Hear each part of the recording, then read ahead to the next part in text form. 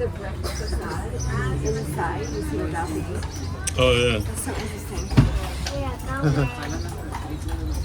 Like it was probably that one time, and then they added the rest. Right? Yeah. Also, sharp turn these horses there. Yeah. You want to turn around all this? You can see it? No? Okay. Look, the horses are moving. Cool, right? They're pulling us around too. All right, y'all. Everyone hear me okay? Yep. My name is Mandy. Again, we've got Pete and Trumpet up ahead. We look past their ears to see our Cape Fear River. Cape Fear was named Cape Fear because under the river and all out towards the ocean are a bunch of sand shoals. Sand shoals are basically underwater sand mountains that move hour by hour, day by day. So when you'd be out at sea, you would never know where those shoals were, and it was very possible to run aground 20 miles offshore. You see that back? Oftentimes, pirates would be there waiting for you. If you hit a shoal and they board your boat, and take all your cargo. So that's why they got the name Cape Fear, because people were terrified to sail in and around it. It is estimated that there are about 500 shipwrecks between here and Cape Hatteras.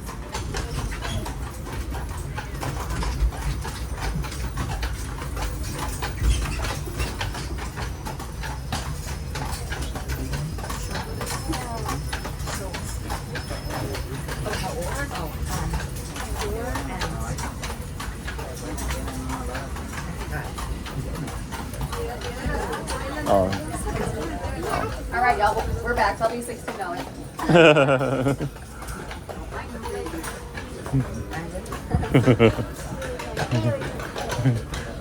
I'll be in the wrong business at that point. If y'all have a minute, Dylan's Jet is amazing. Oh, Carriage, this is it. It is so It's good. like right, yeah. Yeah, I know. I didn't realize it was, yeah. I know we went there. When we were in David and Ronnie. So we go there afterwards. Yeah. Or after, After lunch. yeah.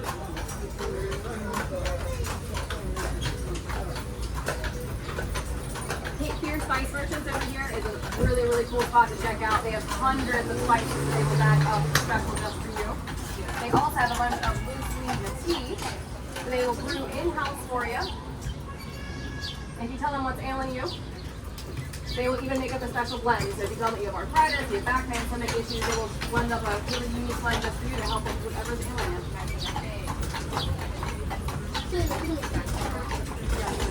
We should ask them. What's the best place to go? Maybe she has it. Oh, no.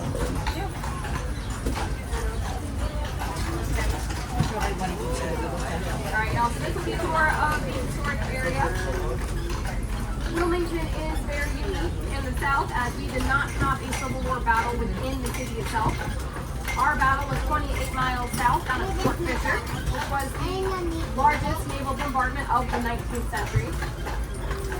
Here in Wilmington itself, we had a blockade put on by the Union Army at the mouth of the river, so while it wasn't great for people that lived here at the time, it did save us from having a battle in the city. So what that means is, unlike Charleston and Savannah and other southern cities, we did not have to rebuild after the Civil War. These are not reconstructions. These are all original buildings, or rebuilds. Oh, wow. It was also spared from General Sherman burning the South.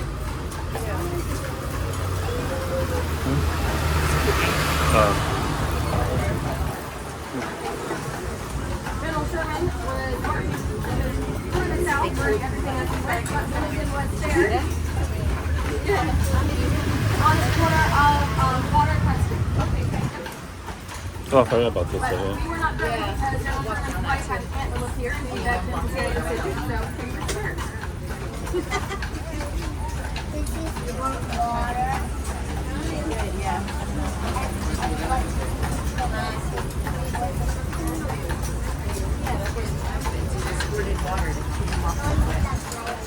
You'll see the granite marker over there. You will see that there are those markers all over the city. That one back there is the also a fellow Virginian who drink at the Tavern across the street. And that fellow Virginian was George Washington. He was a big man in the city who comes out here even after the Revolutionary War. Wow. It's cool. In the historic area of Wilmington, there are over 40 bars and restaurants. The Carriage House here on your right is the oldest bar. It was opened in 1949. It's been born during 7 On the left is the Rose Beer Garden. style beer restaurant, lots of beers on tap. But I do have to be very careful when I drive by as these horses are draft horses. So always want to stop. He's not down with you. I want to fast. Daddy wants to have they got hair, right? Yeah, I want to fast. Can you pet them or no? If you look down this alleyway, as we drive by, you'll notice some cobblestones picking up through the pavement.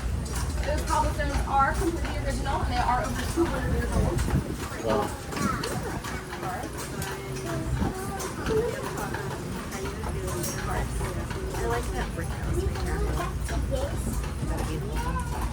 The original. What year you think that was built? This brick house on towards the left is the oldest building in Wilmington. It is 286 years old. Damn. That is older than America as a country. It is known as the Mitchell Anderson building. If y'all look down below, you will see some stones to the foundation. Wilmington was built on a sand hill, so there are no native stones here to this area. Those stones in particular are actually ballast stones that were fished out of the river. Ballast stones are what people used to put in the hulls of ships before they made the long Atlantic voyage to help keep the ships stable on those rough waters.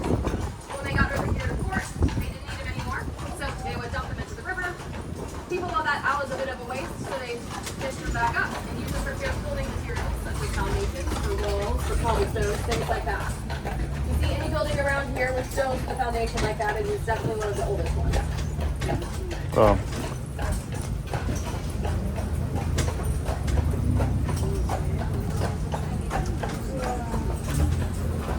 This building here on the left, the Front Street Inn, that was the original Salvation Army building. It was built in 1926. You can actually still see the original Salvation Army crest up above the balcony there. The Front Street Inn is a pretty unique place, and it names all of their rooms after famous people. That room with the balcony is named after Ernest Hemingway. Down to your right, you will see Chandler's Wharf. Chandler, not the guy from French, is who you would go to see right before you made your long ocean crossing. You bring him your list of food, supplies, medicine, stuff like that you needed before you went out to sea. Of course, you can never forget your rum, most important part.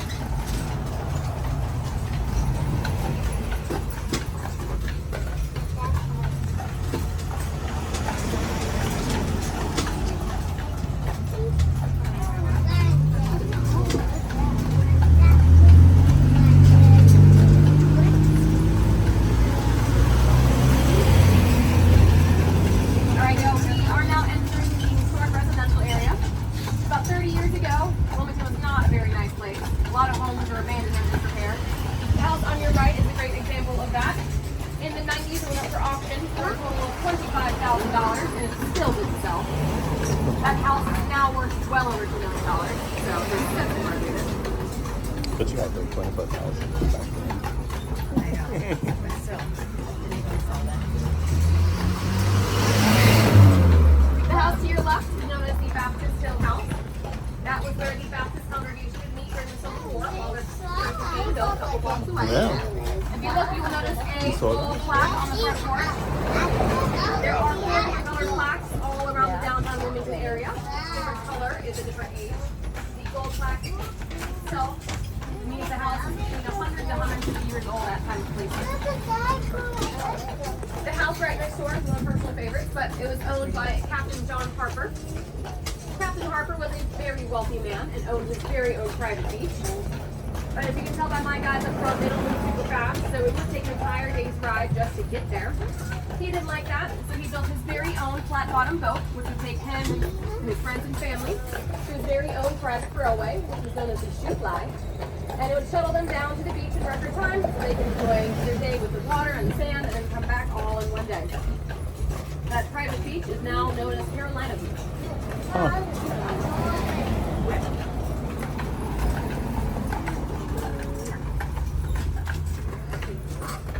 This house on the right, you'll notice it has gorgeous Corinthian-style columns. It was built by a jeweler and a watchmaker for himself and his family. It's currently on its 3rd renovation. If y'all look, there's a rumor that it is a haunted house, and it actually says you'll feel by Miss Carolina.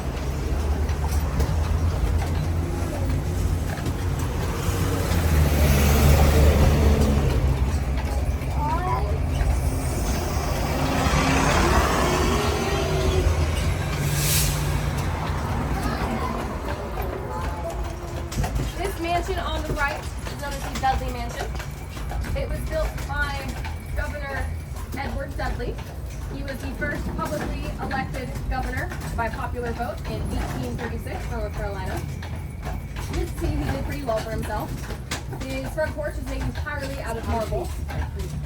And as a really cool example of a double staircase on either side. It was built that way because when women had big antebellum style skirts, it was a little hard for women to walk up and down the stairs at the same time, so they would have double staircases. They would go up on the left and down on the right, most often escorted by a gentleman on their arm. They always either had the gentleman on their arm or in front of them, as they could not walk behind. They could not have a glimpse of their ankles. That was highly, highly provocative back then.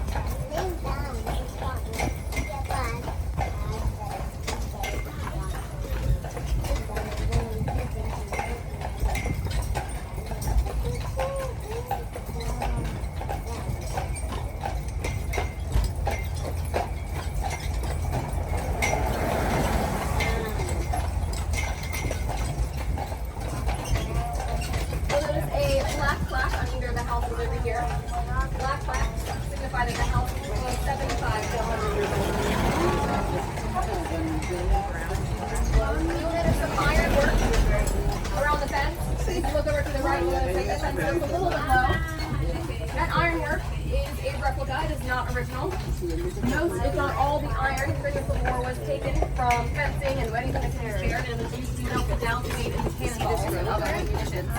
You see the ironwork around here is not original. So this is pavement, and now we're going to go on a brick road.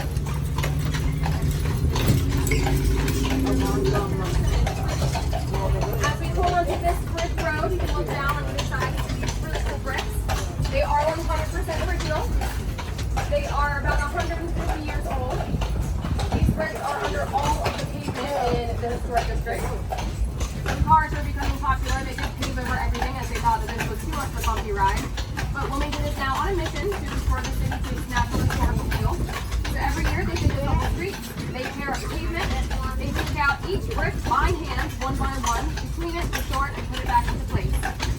It's going to take about 10 years to restore all the roads around here, but they're on a mission to do so. And if you look, as we drive by over these, you can still see the stamp of the brick makers. Over 10 brick makers were used for all these roads, and 2 of which are actually still in business, which is pretty cool.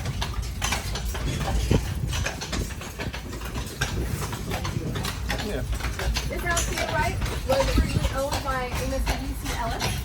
He is a photographer that is very, very famous in his day. He was originally from Wilmington. That house is now an Airbnb. The house next door, you'll notice as you drive by that the glass kind of has a weird texture to it.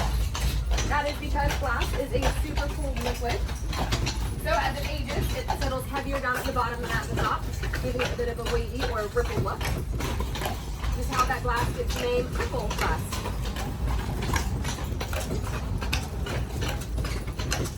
As we turn onto 2nd Street here, this pink house on the corner. If you look at the spindle work, that is all original hand-cut spindle work. It has hand-cut slate shingles on the roof still, also original. I forgot the name shingles the other day, and I called them roof tiles, and that's what I want to call them every time. And if you look at the back, you'll notice some lattice work surrounding their back porch. That is what's known as a silver porch.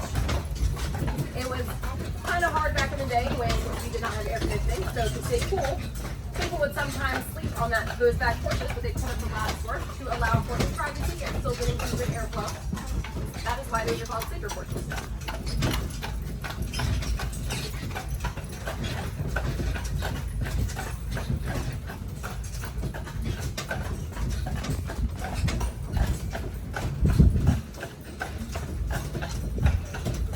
Coming up on the right here, you'll notice an original kitchen post as well as an original carriage step.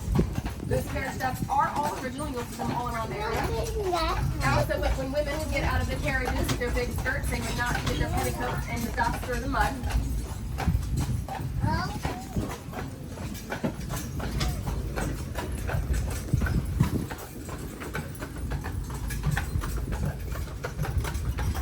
This house here sorry, not on the corner, but this house, this little brown house here. A little boy grew up in that house right next door, and when he grew up to get married, this house was actually gifted to him by his parents as a wedding gift. Would have been really nice.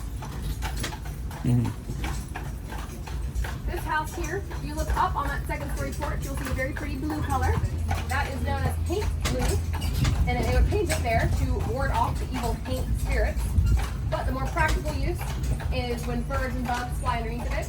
That color tricks them thinking that it is the sky, and they keep on flying through, and it prevents them from missing them. This house was built by Mr. Benjamin Beery. He was a shipyard owner down at the river. He built it one story taller than all the other houses so that he could spy on his workers down on the river. It is now known as the Veranda's Bed and Breakfast, and was recently voted one of the best bed and breakfasts in the country. Personally, I think it's second to none. If you look at that street sign, they recently get it, second to none. As you guys see, the Spanish moss here. Spanish moss is not a parasite. It does not harm the tree in any way. It's actually what's known as an air plant. It gets all this water and nutrients from the air around it, and it's actually a member of the pineapple family. It is one of the bromeliads. Don't touch it though. There are bugs that live in the Spanish moss. They will bite you.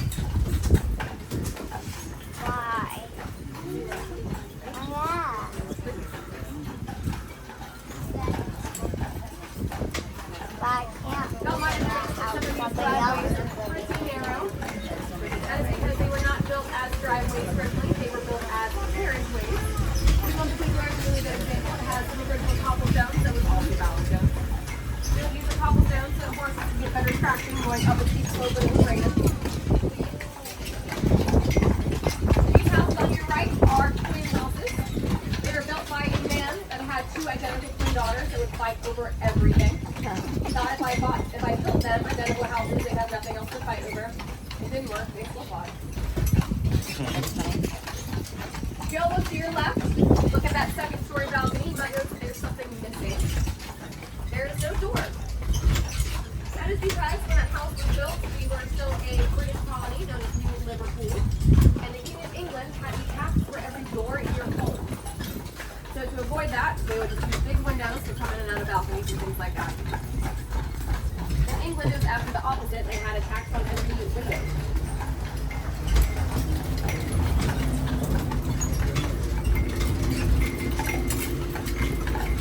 You're now coming down what was once known as Tannery Hill. The tannery stood right where the fence is now. Tannery was where you would bring your rawhide to be made into leather. The tannery itself did burn down back in the late 1800s. But the house was built from the basement of the tannery, which is why there's a 9.5-foot drop from the sidewalk down to the foundation.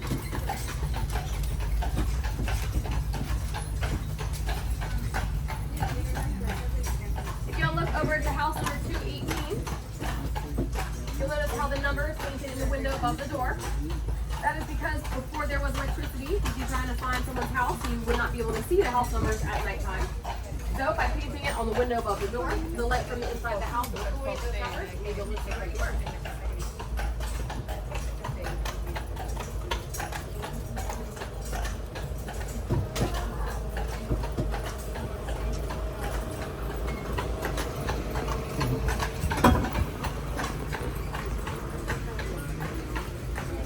As we drive by these two houses, you'll notice that they are also matching. They were actually purchased from a catalog, the Sears catalog, and it would have been shipped to you entirely in boxes, entirely in pieces. You would have to assemble everything yourself down to the last screw and nail. But it was only $750 to purchase a house, so not a bad deal. Mommy, where's the... Those houses are now worth about $450,000, so pretty good value there. After lunch, and after ice cream. On the left is Wilmington Children's Museum. I always do like to recommend that. They have a ton of really cool exhibits, and they always have a lot of activities and things like that going on. My whole cousin just did their mud day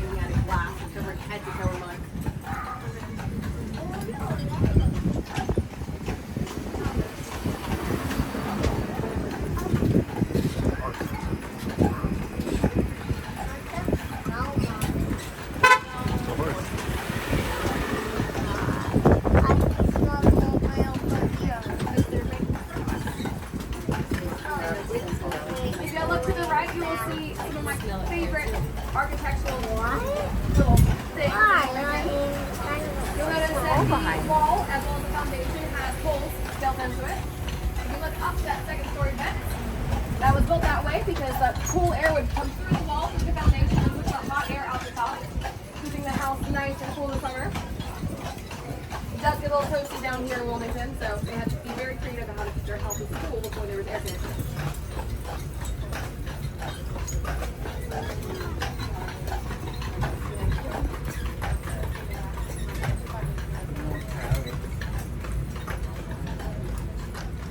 If y'all look up to that steeple to your right, you'll see a cool little rooster weather vane. That is the tallest point in all of Wilmington. For a little perspective, that rooster is 5.5 feet tall.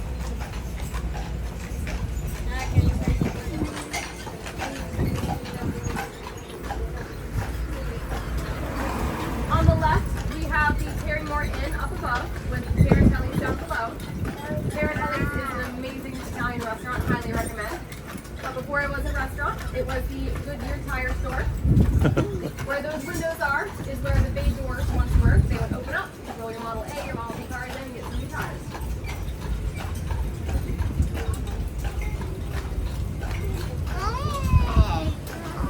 This building here on your right was known as the Eureka Dye Company. That is where you bring your raw indigo, which does grow naturally all around Wilmington. You bring your raw indigo, you have it processed to make the dye for your clothing. That makes it very pretty for indigo color.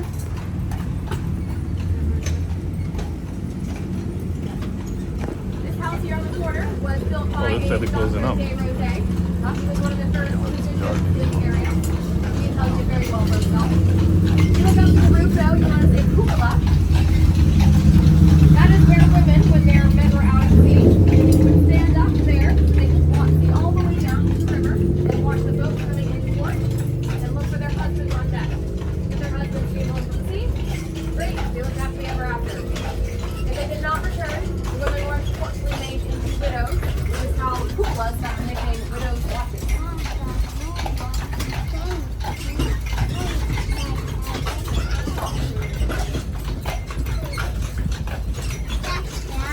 15 South Second over here was the original livery stable for Wilmington. Mom, what's that? That is where you would that your horse and carriage and you went down, drop them off there. So go back to the It's like city. that inside out. You ready to go home? You bring them all back.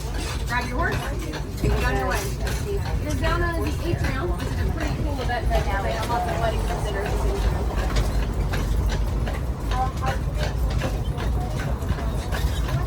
Many years ago.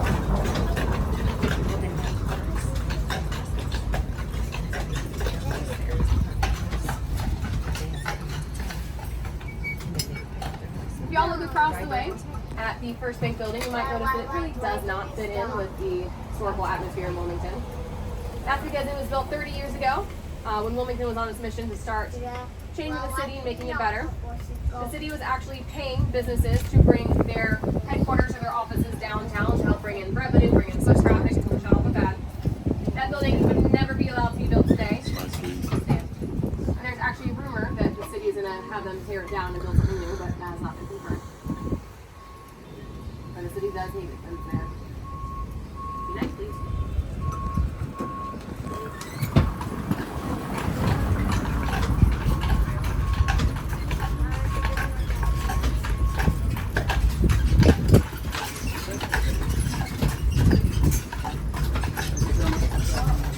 As we come around this turn, this median here in the middle was actually an original trolley stop.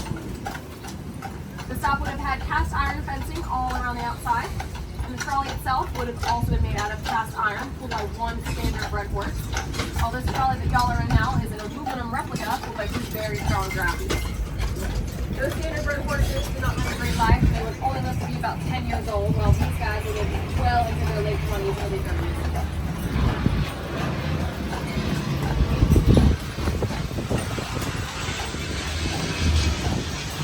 Slice of life pizzeria on your right, all such a spot to grab a late night slice. So the building itself was built in 1841, that is before the Civil War. That was the original Masonic Hall, where the Freemasons would have their secret meetings on the second floor. The Pork Fork on the left, I would like to give a good shout out. That is one of the local favorites around here. Also a spot to grab a burger, and it actually was featured on Penny were both featured on that. I guess answer that question.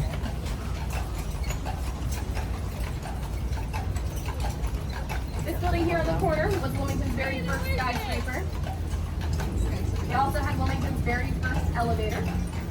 When it was first built, people were absolutely scared to death to ride it. They thought it was evil and you'd get possessed to ride it. The business owner didn't like that, obviously. So he went around to the local preachers and asked them if they could tell their congregation that, hey, it's not evil, it's perfectly safe. And said that after that Sunday that there was a line wrapped around the building for the elevator ride. No one got possessed. Yep. We're almost there. This building on the left over here, this Seabird, really, really good restaurant. Absolutely recommend. But it's a cool building, and as we drive by, you can look in the doorway and see just how thick the walls are. That is because it was built entirely out of brick and mortar. It was not used, they did not use any metal support for the entire building. Well, it was a nice ride, right? A slow ride around. Why is there All right, y'all, that is bringing us back towards the stand, and that will be the end of the tour. Thank you so much for riding with us. Y'all riding with us is how we afford to not only take care of our boys now, but to rescue even more. So on behalf of Trumpet, Pete, and myself, again, thank you so much for riding with us. Please hang tight until I get them hitched up to get off the trolley again. Please do not get off the trolley until I tell you it is safe to do so. I don't want to lose anyone else today.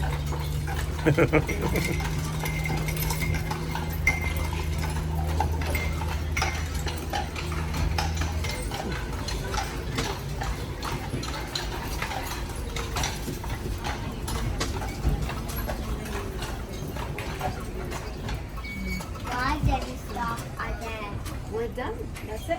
Oh, we're back Give me for 1 second, guys. Yep, that's where we started. And whoa! Yeah. So, yeah. Hey guys. I'll be back. Mike, can we see the water now? Yeah. Out there.